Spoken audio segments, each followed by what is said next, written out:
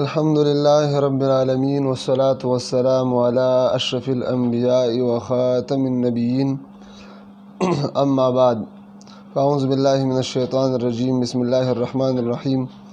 ما كان محمد أبا أحد من رجالكم ولكن رسول الله وخاتم النبيين وعن ابن عمر رضي الله تعالى عنه قال والله لقد سمعت رسول الله صلى الله عليه وسلم يقول ليكونن قبل المسيح الدجال كذابون 30 أو أكثر صدق الله العظيم وصدق رسوله النبي الكريم. محترمون یو ډیر اهم او ضروري بحث طرف ته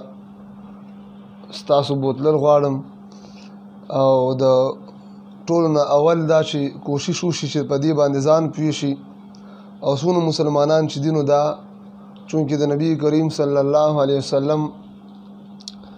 د ذات اقدس سره تعلق لرونکی بحث دی، د هغې د ناموس رسالت سره متعلقه بحث دی، نو دا څومره چې تاسو خورولی شي نو دا خور کوي. اصل خبره دا ده چې تېر ورځ ما ته یو کس راغی، یو ملګری راغی او هغې ویل چې زمونږ یو سکالر دی، یو استاذ مو دی، پروفیسر دی او د هغې یو څو اشکالاتو. اول نمبر اشکال د هغې دو چې حضرت ثوبان رضی الله تعالی عنه نه کوم حدیث نقل دی چې هغې کې رسول الله صلی الله علیه وسلم ارشاد فرمایلی دی چې زما نه وروستو به 13 داسې کسان کذابون 30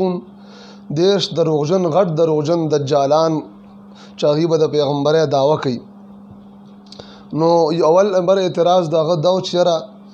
د حضور خو په حدیث کې دا فرمایلی دي چې 13 کسان وي، نو دا خو د 13 نه زیاتو کسانو دعوه کړې ده. نو د هغې جواب زه تاسو ته دې اشکال جواب ویم. بیا یو دویم اشکال هغه کړو، هغې وروسته بیا تذکره کوم. د ټول نه اول راځو دې طرف ته چې کوم حدیث باندې اشکال شوی دی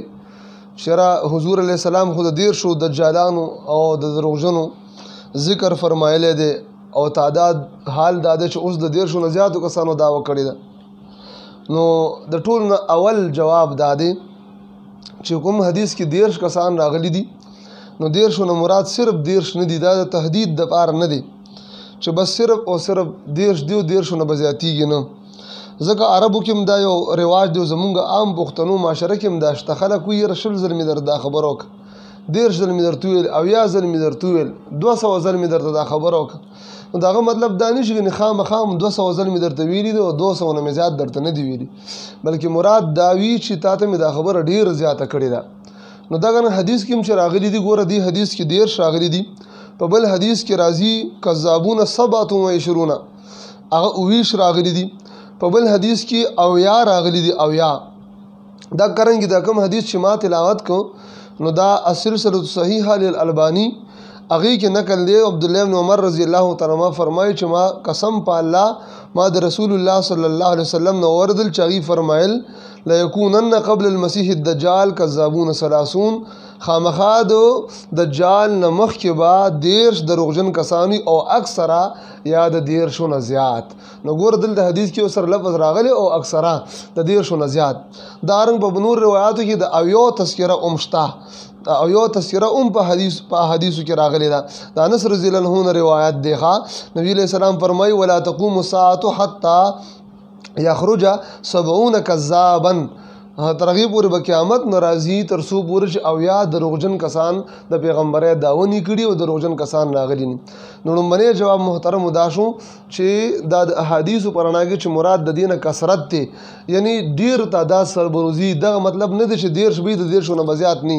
لکه دا خبره په عمدة القاري کې مولا علی عمدة القاري کې علامه عینی رحمت الله علیه په جلد نمبر 12 او صفحه نمبر 215 چاپ د بیروت دی باب ذکر الدجال کې فرمایي. دا د انس رضی الله عنه حدیث نقل کوي چې دی کې خود اویو تذکره ده. نو بیا فرمایي وهو وان ثبت فمحمول على المبالغه في الكثرة لا على التحديد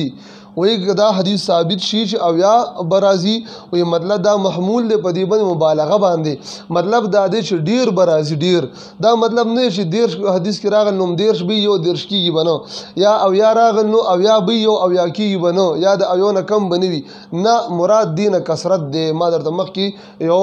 مثال پیش کو وړاندې که مطلب ډیر زیات برازي یو جواب دا دی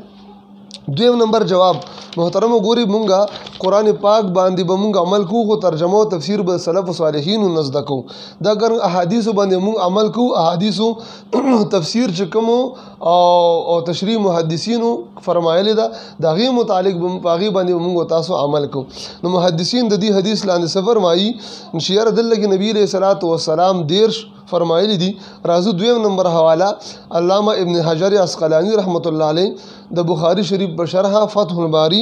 جلد نمبر 6 صفحه نمبر 617 په طبع بیروت کې فرمایي چې د دین مراد څه دي دغه حدیث د صوبان رضی الله تعالی عنہ په دې باندې باس کینو د دې په ذیل کې دی فرمایي او دی لیکي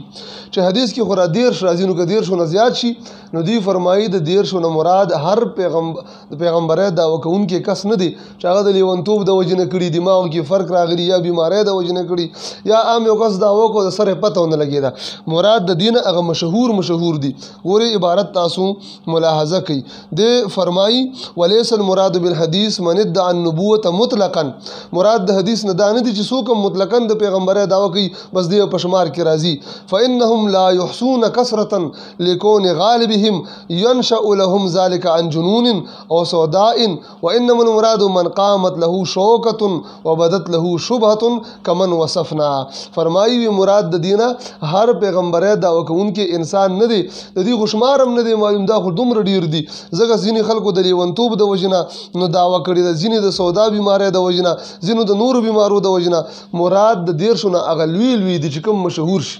لہذا کم شوبه چې ذهن ته راځي چې حضور خو دیر شو کسانو تذکره کړی دا نو دا خو بلا ډیر کسان دي نو اول جواب دا شو چې مراد د دیر شونه دا نه دي دا د تحدید د پاره نه دی دا د کثرت د پاره دی یعنی ډیر برازي د دیر شونه زیات مراد لیش دویم جواب دا چې په حدیث کې کمدار راغلي دي چې مراد ته دیر پیغمبره داوا کوونکی د روزن خلق برازي نو مراد د دین دا دی هغه دیر کسان چې هغه مشهوري لکه مرزا غلام محمد قادیانی چې د داوا کو نو مشهور شو بل خلک ورپسې روان دي او ډیر مشهور شو هغه خلک ته مراد نه دي چې د پیغمبره داوا کا او مردار کړي شو یا اورک کړي شو نو مراد دې مشهور دي لہذا کوم مرګري چې ذهن کې دا شوبه راغلي دا شوبه دي بالکل حل کیو دا د ذهن او باسي چې حدیث کوم دیر راغلي دیر د مراد یا ته نه غړ دیر د جلال مراد دی واړه نه دي مراد غیر مشهور او یا مراد دا د تهدید د پاره نه دی د کثرت د پاره دی چې ډیر کسان با نو دا وکي بیا دویم نمبر چې د مرګري شوبه کړي وا چې د ناموس رسالت په قانون باندې کوم غازی فیصل حفظه الله شدا کارنامه کړي وا او د مود نبوت مردار کړو نو ما ته دغه ماشوم چې د سکالر دا ویل چې ګوره د نبی علیہ السلام په زمانہ کې یو کس حضور پسې ګستاخانه اشعار ویلي نو حضور علیہ الصلوۃ والسلام صحابه ته ویل چې د جبه زمانہ د جبه کټ کړي نو صحابه ورغله انعام ورکو نو بیا هغه په مدح کې بیا قصیدو ویلو د نبی علیہ السلام په صفت کې د دې مطلب دا دی چې غنې ګم ګستاخان دی کسو ګستاخیو کې نو دی وجنی مو او دی ګوره نبی علیہ السلام مجله نه صحابه ته جبه نه کټ کړي نو راځو اول چې دغه واقع کوم یو واقع ده اول درته دا وایم دا غي نرستو بیا زه په دې باندې لګ باس کوم د ټول اول دا کوم واقعي طرف ته شدي مرګري اشاره کړی دا نو دا اصل کې امام ابن سعد په طبقات الکبرى کې نور محدثینو دا ذکر کړی دا کله چې نبی علیہ الصلوۃ والسلام مکی مکرمه فتح کولو تتلو او د مکی نرستو بیا حوازن تتلو د حنین چې کوم جنگو نو هغه کې ورسره حضور علیہ السلام سره ځینی نو اتزره خدغه د مکی مکرمه چې کوم مجاهدین کوم مسلمانان کلک صحابو دو 2000 په دې کې کچم مسلمانان او ځینې پکې مسلمانان نو اسیتلو نو په دغه کسانو کې نو یو کسو عباس ابن مرداس نو دا د سره نبی علیہ السلام محدثین لیکي چې د حضور علیہ السلام د جنگ نو ویل چې تم سره لاشه په جنگ کې او بهر حال دیم په جنگ کې شامل شو او د سره 900 کسان نورمو د 900 کسانو سردارو خو مسلمان کلک مسلمان دی لانو نو چې کله جنگ وګټلې شو مالی غنیمت منځ تراغه نو سلیر زره 24000 اوخان او 40000 ګډ چيله شپږ زره قیدیان داسې نور سپین زر وغیره دا د نبی علیه السلام لاس ته مال غنیمت کې راغل. نو حضور علیه السلام د مال غنیمت اول انتظار وکړ ولس ورځې خو چې هغې رانغل بیا صحابو تقسیم کړ. نو حضور علیه السلام هر صحابي ته ډېر اوښان او دغه رنګ د شیلې او د ګډې وغیره ورکړي. او کوم کسان چې مؤلفة القلوب معنا اوسه پورې لا مسلمان شوي لا کلک نه دي خو اسلام ته زړه کېده نو هغې دې دپاره ورته ډېر اوښان ورکړل او مال غنیمت کې څه ورکړه چې دوی ایمان روړي او کلک مسلمانان شي. نو په هغې کې نو روایاتو کې راځي چې په هغې کې نبي علیه السلام چاته 100 اوښان چاته 200 اوښان چاته 300 اوښان ورکړل تر دې پورې چې عینه ابن بدر فزاري ته 100 اوښان ورکړل. دا کرنګ اقرا ابن حابس تمیمي رضی الله عنه ته 100 اوښان ورکړل. نو او بیا په دې کې عباس ابن مرداس شو نو دته صرف 100 اوښان ورکړل. نو 100 اوښان ورکړل نو دی لږ خفه شو دی چې زه خو سردار یم او دومره بهادر یم او دومره جنګجو یم فلان یم او فلان او ګوره دا نور خلکو ته 100 اوښان ورکړل ما ته صرف 100 اوښان راکړل. نو د یو قصیده ولیکه په هغې کې نبي علیه السلام نه ګیله څه اشعار ویلي ای کې حضور علیه السلام نه ګیله وکړه کانت نهابا تلافیتها وکری علی القوم بالاجرع وحت الجنود لکي يدلجوا اذا هجع القوم لم اهجع فاصبح نهبي ونهب العبيد بين وینة والاقرع. نو دا اشعار نورم دي دا قصیده ویله. نو ټول نه اول ذهن ته دا خبر راولي چې دا ګستاخانه اشعار نو د حضور علیه السلام ګستاخي نه وکړي. په دې اشعارو کې صرف یو ګیله کړې ده چې ما زما بهادرۍ ته ونه کتلی شو زما به قوم کې عزت کم شمال ولې کم اوښان راکړل. نو چې کله دا اشعار ابوبکر صدیق وردل نو حضور ته عرض کړل حضور علیه السلام دې روغ ته دا تاسو ویلي دي چې بس دا اشعار مې ویلي دي. نبی علیه السلام ورته صحابو ته وفرمیل چې اقطعوا عني لسانه اقطعوا عني لسانه د ده دا ژبه زمانه کټ کوي. نو دې ظاهر مطلب هم په صحابه خو په پیدل